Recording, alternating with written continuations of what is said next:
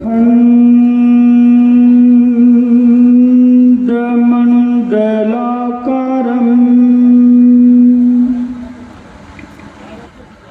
व्याप्तमयेन चराचरम्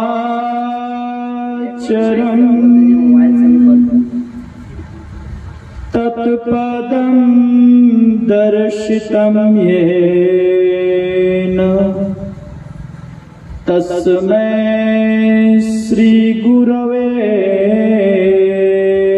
नमः।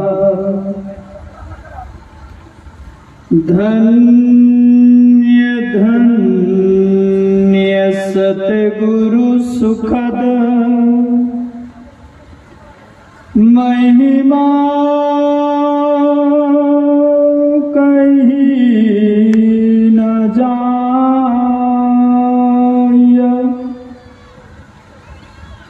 जो कछु कहूँ तुम्हारी कृपा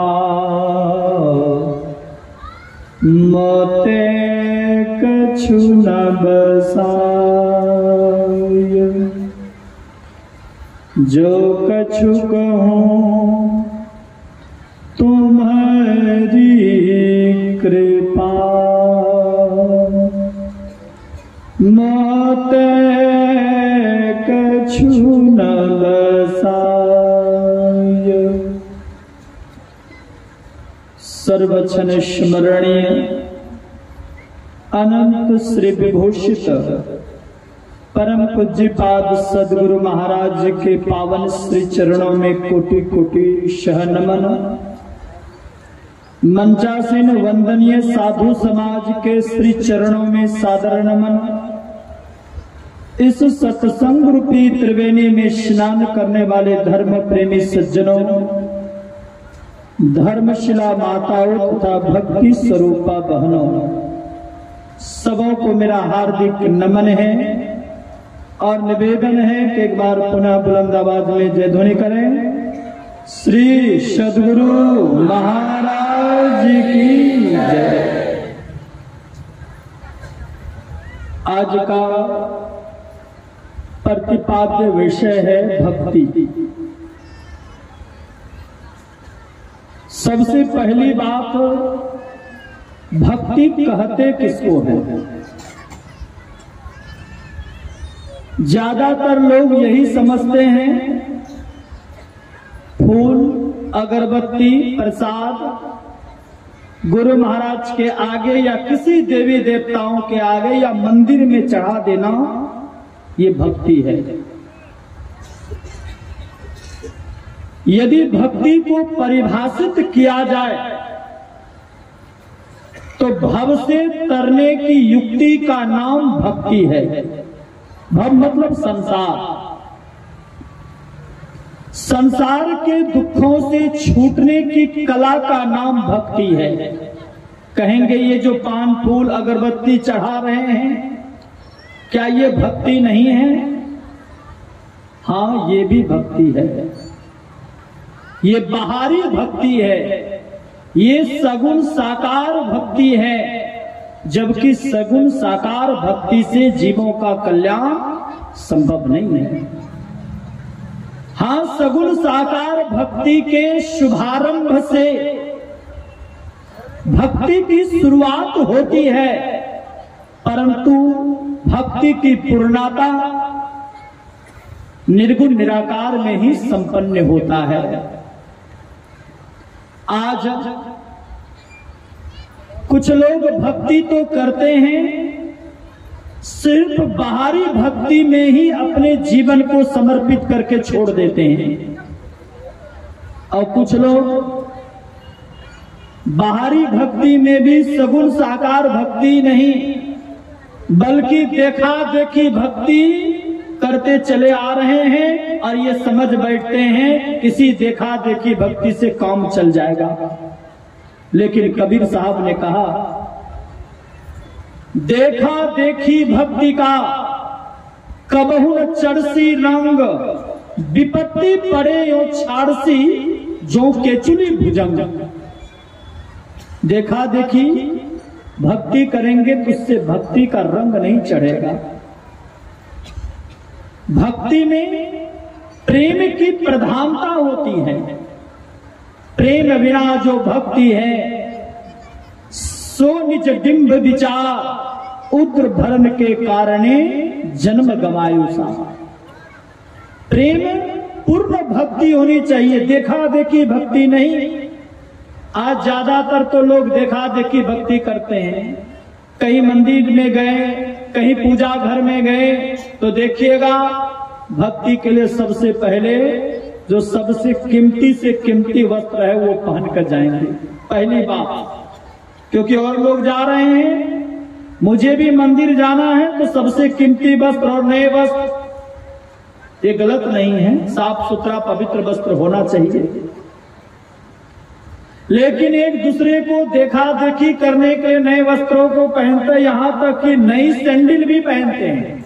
गए मंदिर में, मंदिर के आगे सैंडल को खोल दिया, देवी माँ के मंदिर में गए हैं, तुमेव माता च पिता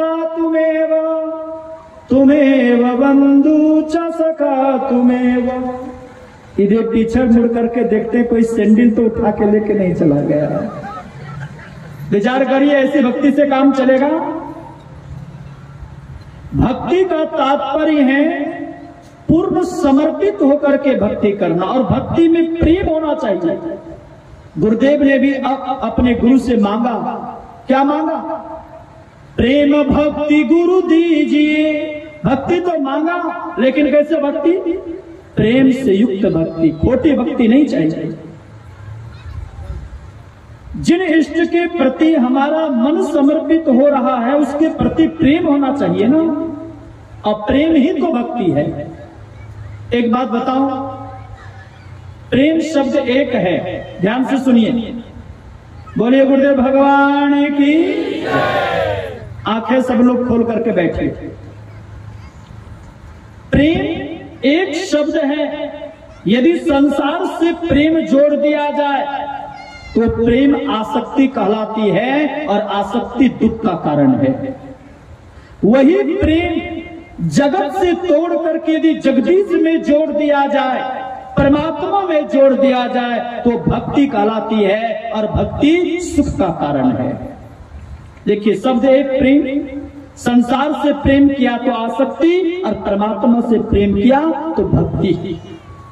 इसलिए संतों ने कहा भक्ति करनी हो तो श्रद्धा के साथ, समर्पण के साथ, विश्वास के साथ भक्ति करो, अन्यथा देखा देखी भक्ति एक दो जीवन को कौन कहे, अनेकों जन्मों तक करते रहेंगे, जीवन का कल्याण कभी भी होने वाला नहीं है। दो बहनें थी, दोनों की शादी हो चुकी थी, दोनों संयोग से एक ही बार मायके आई थी। बड़ी बहन को दुलार प्यार घर में भी मिलता था, मायके में भी और ससुराल में भी।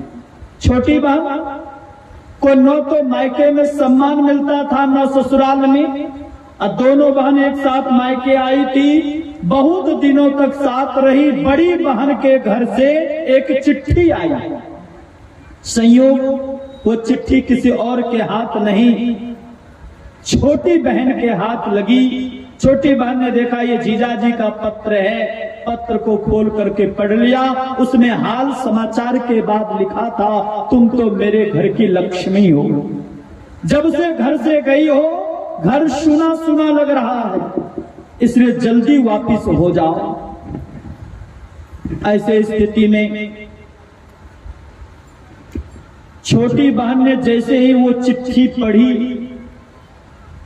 तो लगा दीदी क्या काम करती है जो घर परिवार वाले लोग लक्ष्मी कहते हैं। काश यदि हमारे ससुराल वाले, हमारे घर वाले लोग भी यदि लक्ष्मी कहते तो कितना अच्छा होता। बड़ी बहन के विदाई का समय आ गया, और वो विदाई का समय था माघ पूस का महीना, और माघ पूस के महीने में कितनी गर्मी होती है ना? बिल्कुल भी नहीं, ठंडी होती है। उल्टी बात है, इसलिए मैंने की कि ध्यान से सुन रहे नहीं सुन रहे। प्रचंड ठंडी के समय विदाई हो रही थी, छोटी बहन मायूस होकर के बैठी थी। बड़ी बहन ने कहा, रे तुम मायूस होकर क्यों बैठी हो?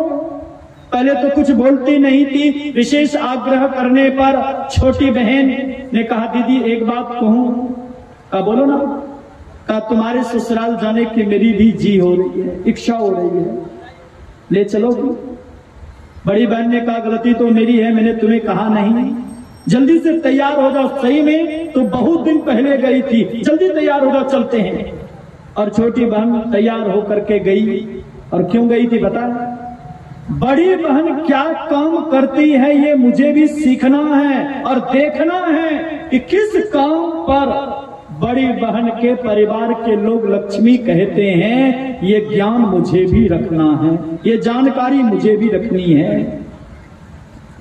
छोटी बहन बड़ी बहन के गई, 10, 15, 20 दिनों तक रही साथ में। एक दिन भोर का समय था, अब प्रचंड ठंडी थी। आज के तरह घर घर में शौचालय की व्यवस्था नहीं थी। हाथ में लोटा लेकर के बहियार गए शौचालय के लिए। पत्नी के मन में हुआ कि अभी भोर का समय है, इतनी जल्दी शौचालय गए हैं, बहुत प्रचंड ठंडी है, आएंगे तो हाथ ठिठुर जाएगा। तब तक बेचारी, पति से प्रेम था इसलिए पानी को सुसगरम की। जैसे पति महोदय आए, एक हाथ में पीढ़िया, साबुन और गर्म पानी का कमंडल लेकर के आगे बढ़ी, पीढ़िया दी बैठने के लिए। पति महोदय को बड़ी खुशी हुई, बैठ गए, हाथ में साबुन दिया और खुशी हुई। हाथ तो ठिठुर गया था, जैसे गर्म पानी हाथ पर गिराया कि बड़ी बहन के पति महोदय अर्थात छोटी बहन के जीजाजी, उन्होंने कहा, सचमुच में तुम मेरी घर की लक्ष्मी हो। यदि आज गर्म पानी हाथ पर नहीं डालती मैं तो ठिठुर सा गया था। छोटी बहन ये सब तमाशा देख रही थी, उसको समझने में देर नहीं लगी कि गर्म पानी हाथ पर डालने से लक्ष्मी कहते हैं। उसका कोर्स पूरा हो गया। अब वो गई, कहा दीदी हमें भी पहुंचवा दो क्योंकि ससुराल जाना है। तो दूसरे तीसरे दिन उसको पहुंचवा दिया। लेकिन उसकी विदाई होते होते ज्येष्ठ वैशाख का महीना हो गया, उसमें गर्मी की ठंडी, प्रचंड गर्मी। अब गर्मी के समय में विदाई हुई। जिस दिन गई ससुराल, उसके दूसरे दिन पति महोदय दोपहर के समय में शौचालय गए। आइए बेचारी तब तक पानी को खौला करके रखी। जैसे पति महोदय लौट करके आए तो एक हाथ में पीढ़िया, साबुन और खौलाया हुआ पानी का कमंडल लेकर बढ़ी। पति को बड़ी खुशी हुई, लगता है इस बार मायके से कुछ सीख करके आई है। पीढ़िया दी बैठने के लिए, पति को बहुत खुशी हुई। बोलिए गुरुदेव भगवान की। स्वागतम गुरुदेव, सुस्वागतम गुरुदेव, स्वागतम गुरुदेव, शरणागतम गुरुदेव, स्वागतम गुरुदेव, शरणागतम गुरुदेव। गुरुदेव तुम्हारी जय जय हो, गुरुदेव तुम्हारी जय जय हो, गुरुदेव तुम्हारी जय जय हो, गुरुदेव तुम्हारी जय जय हो, गुरुदेव तुम्हारी जय जय हो, गुरुदेव तुम्हारी जय। श्री सद्गुरु महाराज की जय। श्री सद्गुरु महाराज की जय। सभी को आशीर्वाद देते हुए इशारा मिला बैठने के लिए। आगे जगह, बीच में जगह कहीं नहीं छोड़ेंगे, सब करके आगे बढ़ते जाएं क्योंकि आज अंतिम दिन का पाली है और पीछे बहुत लोगों के आने की उम्मीद है। इसलिए आप लोग जगह को बीच में भरने के बजाय अभी से ही भरते चले जाएं और बच्चे को आगे न रखें, डिस्टर्ब होता है। श्री सद्गुरु महाराज की जय। और हमारे आनंद स्वामी का प्रवचन का आनंद लीजिए, जारी रखेंगे। श्री सद्गुरु महाराज की जय। प्यार से बोलिए गुरुदेव भगवान की जय। सुनिए, तो जैसे ही अपने पति को पीढ़िया दी बैठने के लिए, तो पति को बड़ी खुशी हुई। हाथ में साबुन दिया तो और खुशी हुई। लेकिन जैसे ही खौलाया हुआ पानी हाथ पर दिया तो उसको लक्ष्मी कहे होंगे ना जी। लक्ष्मी क्या कहेंगे, एक टोकरी गाली पकड़िए। विचार करिए ऐसा क्यों हुआ?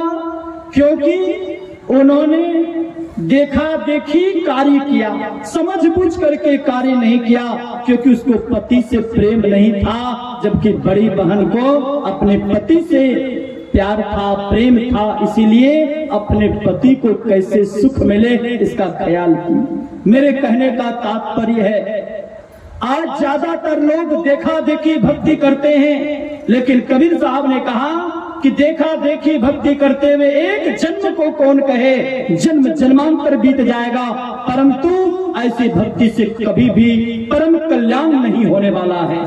मैंने शुरू में भक्ति को परिभाषित किया था। भक्ति का तात्पर्य है भव से तरने की युक्ति का नाम भक्ति है। भव मतलब संसार, संसार के दुखों से छूटने की कला का नाम भक्ति है। एक प्रश्न का उदय होगा कि संसार में कैसे दुख है, आखिर ये संसार है कैसा? संत सूरदास जी महाराज से किसी भक्त ने पूछा कि महाराज ये संसार है कैसा? तो सूरदास जी महाराज ने कहा, यह संसार फूल सिमर को सुंदर देखी लुभाए का ये संसार कैसा है? तो सिमर फूल के समान है। आप लोग भी सिमर का फूल देखे होंगे, काला काला होता है ना, लाल सुंदर आकर्षक होता है। जब उस फूल को तोता देखता है तो मन में विचार आता है, इतना अच्छा फूल है, इसमें फल कितना अच्छा लगेगा। उसको फूल को देखते रहता है, प्रतीक्षा करते रहता है कब इसमें फल लगेगा। फूल समय पर टूट जाता है, झड़ जाता है, फल लग आता है। तोता मन में विचार करता है, इस फल को पकने देता हूं।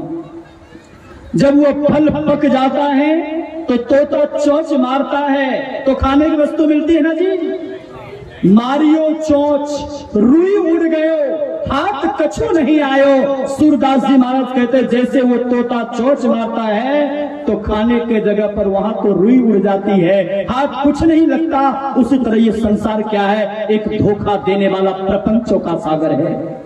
हमारे गुरुदेव ने कहा, इस संसार के पीछे चाहे तुम जितना दांव लगा दो, संसार के जितना भी वस्तु का उपार्जन कर लो, जितने भी व्यक्तियों से प्रेम कर लो, परंतु संसार दुखालय है, यहाँ से दुख मिलेगा, सुख नहीं मिलेगा। इसलिए संतों ने कहा कि जगत पीठ दे भागीरी, ऐ संसार के लोगों यदि सुखी होना चाहते हो तो जगत को पीठ दिखाकर जगदीश की ओर यात्रा करो। जगत को पीठ दिखाना है। इसलिए हमारे गुरुदेव ने भी कहा, नाहिन करिए जगत सो प्रीति, जगत अथाह भयंकर भवनिधि, जहां सब दुख की रीति, जहां सब भूल भुलावन कौतुक, समझी परे नहीं नीति, रहे जहां छाई अनीति, नाहिन करिए जगत सो प्रीति। जगत से प्रीत नहीं करो तो क्या करें, जगत से दुश्मनी करें। रामकृष्ण परमहंस देव जी महाराज से किसी भक्त ने पूछा कि महाराज संसार में कैसे रहूं? तो रामकृष्ण परमहंस देव जी महाराज ने कहा, यदि संसार में रहना चाहते हो ना तो खीरे की तरह रहना सीख लो।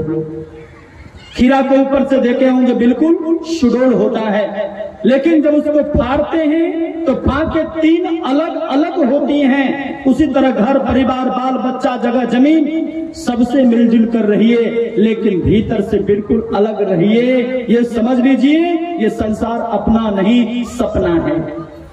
ईमानदारी से बोलिए कि संसार किसका किसका है आपका? किसी का नहीं है।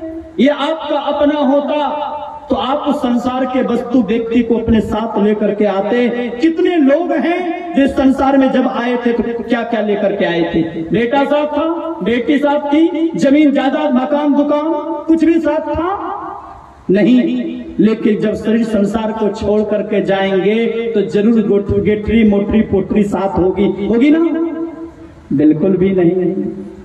बड़ा अच्छा था, किसी सुभाषितकार ने इस दुनिया में आकर बहुत कमाया, क्या हीरे क्या मोती, लेकिन यारो याद रखना कफन में जेब नहीं होती। चाहे जितना परिश्रम कर लीजिए, हाय हाय कर लीजिए, बेटा पोता जमीन जायदाद मकान दुकान के पीछे जितना जगत के तरफ भाग जाइए, संतों ने कहा कि भागते भागते जीवन लीला समाप्त हो जाएगी, लेकिन वो संसार के वस्तु व्यक्ति कभी भी साथ नहीं जाएगा। क्यों? क्योंकि ये संसार मृग तृष्णा के समान है। जैसे राजस्थान के रेगिस्तान भूमि में प्यासा मृग पानी के लिए दौड़ लगाता है, वहां पानी नहीं है, क्या है? बालू ही बालू है, रेत ही रेत है। और रेत के ऊपर जब सूर्य की कड़ी किरणें पड़ती है तो पानी की तरह भासित होता है। वो प्यासा मृग, वो हिरन दौड़ लगाता है, लगता आगे पानी है, उससे और दौड़ लगाता है, लगता आगे पानी है, उससे और दौड़ लगाता है, लगता आगे पानी है, और दौड़ते दौड़ते उसी बालुका पर वो मूर्छित होकर के गिर जाता है। पानी तो एक बूंद भी नहीं मिलता और उसी बालुका पर गिरने से उसकी मृत्यु हो जाती है। ये कहानी किसी और के जीवन की नहीं है, हमारे आपके जीवन की कहानी है। संत लोग कहते संसार के पीछे चाहे जितना तुम दौड़ लगा दो, दौड़ते दौड़ते थक जाओगे। बेटा में, बेटी में, जमीन में, जायदाद में, मकान में, दुकान में, इसके पीछे जितना दौड़ लगा दो, दौड़ते दौड़ते तुम्हारी घंटी बज जाएगी, परंतु जिस सुख की कामना करते हो, जिस शांति की कामना करते हो, जिस अमन चैन की कामना करते हो, उससे तुम वंचित रहोगे। इसलिए संतों ने कहा कि जगत को पीठ दिखा दो। हम लोग ऐसे होशियार हैं, जगत को पीठ क्या दिखलाएंगे, जगदीश को ही पीठ दिखला देते हैं। दिखलाते नहीं दिखलाते? जगत को पीठ दिखलाना था, लेकिन दिखलाते किनको? जगदीश को। एक महात्मा जी जा रहे थे, महात्मा जी को प्रणाम किया गृहस्थ ने, तो महात्मा जी ने 2 बार प्रणाम किया। महात्मा जी ने कहा कि महात्मा जी ने जैसे 2 बार प्रणाम किया तो गृहस्थ ने कहा, महाराज जी मुझे आपने क्यों प्रणाम किया? कहा पहले आपने प्रणाम किया, इसलिए ये बताइए कि आपने क्यों प्रणाम किया? कहा महाराज जी आपको त्यागी समझकर मैंने प्रणाम किया। महात्मा जी ने कहा मैं तो साधारण त्यागी ठहरा और तुमको मैंने इसे 2 बार इसलिए प्रणाम किया कि तुम महात्यागी हो। महात्मा जी ने कहा महात्मा जी से कहा महाराज मैं महात्यागी कैसे हो सकता हूं? कहा क्यों? कहा मैंने तो घर परिवार का त्याग किया तो छोटा त्यागी हूं, लेकिन तूने तो परमात्मा का ही त्याग कर दिया, तो हमसे बड़े त्यागी तुम होना चाहिए। त्यागना तो जगदीश को, तो त्याग दिया जगदीश को। संत लोग कहते हैं जगत के पीछे दौड़ते रह जाओगे, दुख का अंत नहीं होगा। जैसे मेरे हाथ को देखो, ये सूर्य है, समझ लीजिए। अब कोई सूर्य की तरफ बढ़ेगा तो उसकी छाया किधर की ओर बनेगी? पीछे की आगे? पीछे। लेकिन जैसे इस सूर्य को पीठ दिखाते हैं तो छाया किधर की ओर बनती है? आगे की ओर। संत लोग कहते हैं जगत के पीछे दौड़ते रह जाओगे तो दुख आगे आगे, और जगत को पीठ दिखा दोगे और जगत पति की ओर अर्थात परमात्मा की ओर बढ़ोगे, तब सुख आगे आगे चलेगा, उसके पीछे तुम चलोगे। अर्थात महापुरुषों ने कहा ये संसार दुखालय है, यदि इस दुखालय से छूटना चाहते हो तो एकमात्र साधन है। यही बात समझाया काकभूषुंड जी ने। गुरु जी ने जब पूछा कि जीवों को सुख कैसे मिलेगा, शांति कैसे मिलेगी, अमन चैन कैसे होगा, तो काकभूषुंड जी ने कहा कि मेरा निजी अनुभव है, निज अनुभव अब कहूं खगेशा। मेरा निजी अनुभव क्या है? मिटही न जीवन केर कलेसा। मेरा निजी अनुभव है कि बिना ईश्वर की भक्ति किए जीवन के क्लेश का अंत नहीं हो सकता। गोस्वामी जी ने भी कहा राकापति षोडश उगई, तारागण समुदाय, सकल गृह दबलाइए, बिनु रवि रात न जाए। ऐसे ही हरि भजन खगेशा, अमृत ही न जीवन केर कलेसा। राकापति कहते चंद्रमा को, एक चंद्रमा का उदय होता है, यदि आकाश में बादल नहीं हो, आकाश साफ हो, तो मोटी अक्षर वाली पुस्तक को आसानी से पढ़ लेते हैं। गोस्वामी जी ने कहा एक चांद को कौन कहे, 16 कलाओं से युक्त 16 चंद्रमा का उदय हो जाए, तारे के तारे झुंड के झुंड उदित हो जाएं, जंगल पहाड़ में आग लगा दी जाए। मैं अपने तरफ से कहता हूं कि शायद गोस्वामी जी के समय में इलेक्ट्रॉनिक उपकरण की व्यवस्था नहीं होगी, इलेक्ट्रॉनिक उपकरण के द्वारा प्रकाश फैलाया जाए तो रोशनी बढ़ेगी कि घटेगी? बढ़ेगी। क्या इतनी रोशनी होने के बावजूद कह सकते हैं कि अब दिन हो गया? नहीं कहिएगा दिन के तरह रोशनी हो रही है, लेकिन दिन नहीं कहिएगा। दिन का होना कब समझते हैं? जब सूर्य का उदय होता है। ठीक उसी तरह संसार के लाखों उपाय कर लीजिए, परंतु जीवन के क्लेश का अंत नहीं होगा, क्लेश का निशेष नहीं होगा। तब संतों ने कहा कि संसार के उपाय को छोड़कर, जगत के उपाय को छोड़कर जगदीश की ओर यात्रा करने का उपाय कर लीजिए। जीवन के तमाम क्लेश का अंत होगा, क्लेश का निशेष होगा, और यही काम भक्ति के माध्यम से संभव है। दूसरा कोई उपाय नहीं है, कोई उपाय नहीं। इसीलिए हम लोगों को गुरु से युक्ति जान करके भक्ति करनी है, और भक्ति से ही मुक्ति होगी। वेदांत शंकराचार्य जी महाराज ने कहा, शरीरम स्वरूपम तथा वा पवित्रम यशश्चार चित्रम धनम मरुतुल्यम मनश्चेन लग्नम गुरुरम द्विपद्मे ततः किम ततः किम ततः किम। शरीर सुंदर हो, आज्ञाकारी पत्नी हो, कुबेर के खजाने के समान धन हो, इतना होने के बावजूद यदि आपका मन गुरु के चरणों में नहीं लगा, गुरु से युक्ति जानकर यदि आपने साधना आरंभ नहीं की, परमात्मा को जानने का प्रयास नहीं किया, तो अपने जीवन में कुछ नहीं किया, कुछ नहीं किया, कुछ नहीं किया। ये काम किसी पशु पक्षी कीट भृंग से संभव नहीं है, मनुष्य शरीर से संभव है। यही मांस देह समैया में करूं परमेश्वर में प्यार। तो परमात्मा की भक्ति, परमात्मा से प्यार, परमात्मा को जानने का प्रयास इसी मनुष्य के शरीर में रहकर कर सकते हैं। तो हम आपको चाहिए कि संतों से सजीवती जानकर भक्ति करें, और इसी में जीवन की सार्थकता, सफलता है। बोलिए गुरुदेव भगवान की।